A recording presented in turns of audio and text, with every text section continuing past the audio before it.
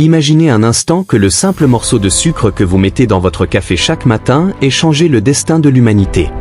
Imaginez qu'un aliment aussi ordinaire ait enrichi des rois, fait naître des empires, provoqué des guerres, poussé des explorateurs à traverser les océans et bouleversé la vie de millions de personnes.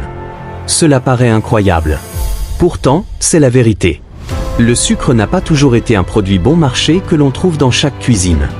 Pendant des siècles, il était si rare que seuls les souverains et les familles les plus riches pouvaient s'en offrir. On le considérait comme un trésor. Mais comment une simple plante a-t-elle pu devenir l'une des marchandises les plus puissantes de l'histoire? Pour répondre à cette question, il faut remonter plusieurs milliers d'années en arrière, bien avant les grandes civilisations, bien avant les royaumes célèbres, à une époque où personne n'imaginait que cette plante allait transformer le monde. Bienvenue sur Maluakala. Aujourd'hui, nous allons découvrir l'histoire fascinante du sucre. L'histoire du sucre commence il y a plusieurs milliers d'années. À cette époque, il n'existait ni usine, ni raffinerie, ni sachet de sucre. Au cœur des forêts tropicales de la Nouvelle-Guinée poussait une plante immense aux longues tiges vertes, la canne à sucre. Les habitants de cette région ne connaissaient pas encore le sucre sous forme de poudre ou de cristaux. Ils faisaient quelque chose de beaucoup plus simple. Ils coupaient les tiges et les mâchaient. En écrasant les fibres avec leurs dents, ils découvraient un jus naturellement très sucré. C'était une petite gourmandise offerte par la nature. À cette époque, personne ne pensait à vendre cette plante. Personne n'imaginait qu'elle deviendrait un jour l'une des plus grandes richesses du monde. Pour ces populations, la canne à sucre faisait simplement partie de leur quotidien. Mais les migrations humaines allaient bientôt changer son destin. Au fil des siècles, les hommes voyagent. Ils transportent avec eux des animaux, des graines, des fruits et la canne à sucre. Petit à petit, cette plante quitte la Nouvelle-Guinée. Elle arrive dans plusieurs îles du Pacifique. Puis elle gagne progressivement l'Asie du Sud-Est. Chaque peuple apprend à la cultiver. Les agriculteurs remarquent rapidement que certaines terres produisent des cannes plus épaisses, plus hautes et surtout plus riches en jus. La culture s'améliore. La plante devient de plus en plus importante. Mais une grande question demeure. Comment conserver ce délicieux jus? Car le jus de canne se gâte rapidement. Pour le transporter sur de longues distances, il fallait trouver une solution. Cette découverte allait changer le cours de l'histoire. Vers le premier millénaire avant notre ère, la canne à sucre arrive en Inde. C'est là que tout bascule.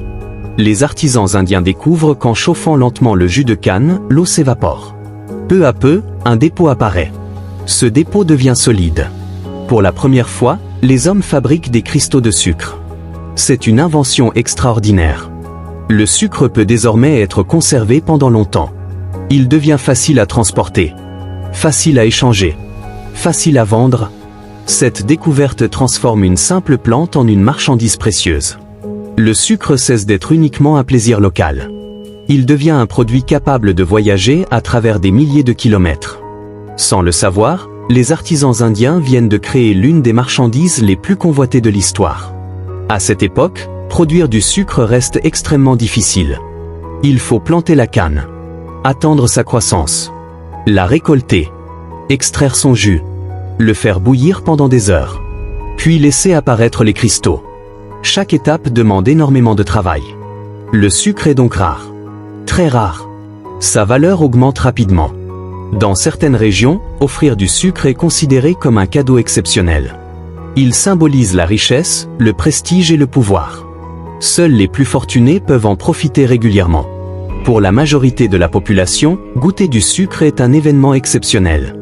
Mais ce n'est que le début de son incroyable voyage. Car bientôt, une nouvelle civilisation va découvrir ce produit fascinant et lui ouvrir les portes du monde. Les cristaux de sucre mis au point en Inde ne restent pas longtemps un secret. À cette époque, les routes commerciales relient déjà de nombreuses régions d'Asie. Les marchands transportent des épices, des étoffes, des pierres précieuses, et bientôt, ils emportent aussi ce nouveau produit sucré. Le sucre voyage de ville en ville, de royaume en royaume.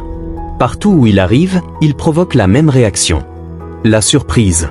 Car les peuples connaissent le miel, mais ils n'ont jamais goûté quelque chose d'aussi pur, d'aussi concentré et d'aussi facile à conserver. Très vite, sa réputation dépasse les frontières de l'Inde. Le sucre commence alors son plus grand voyage. À partir du X siècle, le monde arabe connaît une période d'expansion exceptionnelle.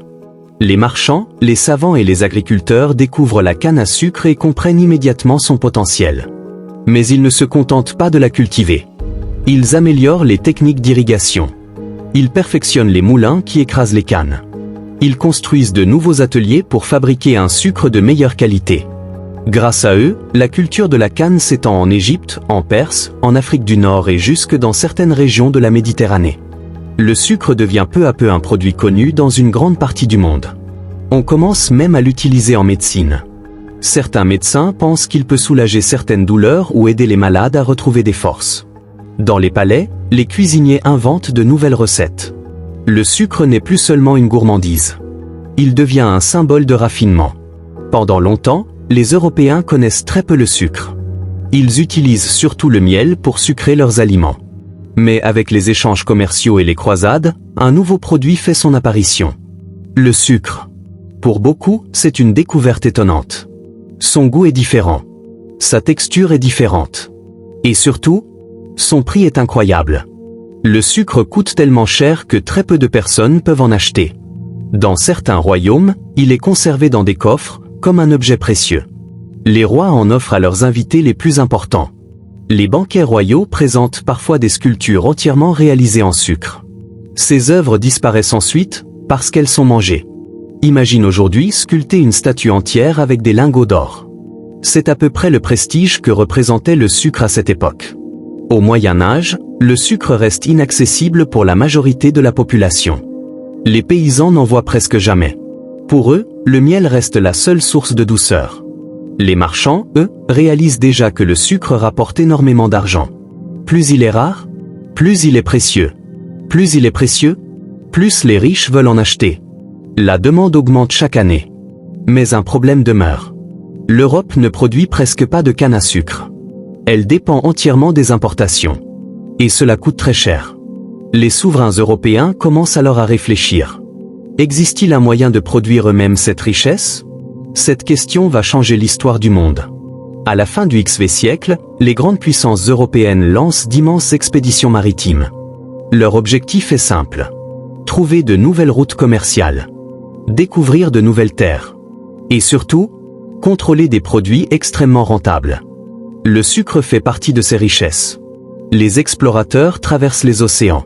Ils découvrent des îles au climat idéal pour cultiver la canne à sucre. Rapidement, des plantations apparaissent. Au début, elles restent modestes. Mais très vite, les propriétaires comprennent qu'ils peuvent produire énormément de sucre. Les profits deviennent gigantesques. Le sucre commence alors à quitter les palais des rois. Sa production augmente. Son commerce explose.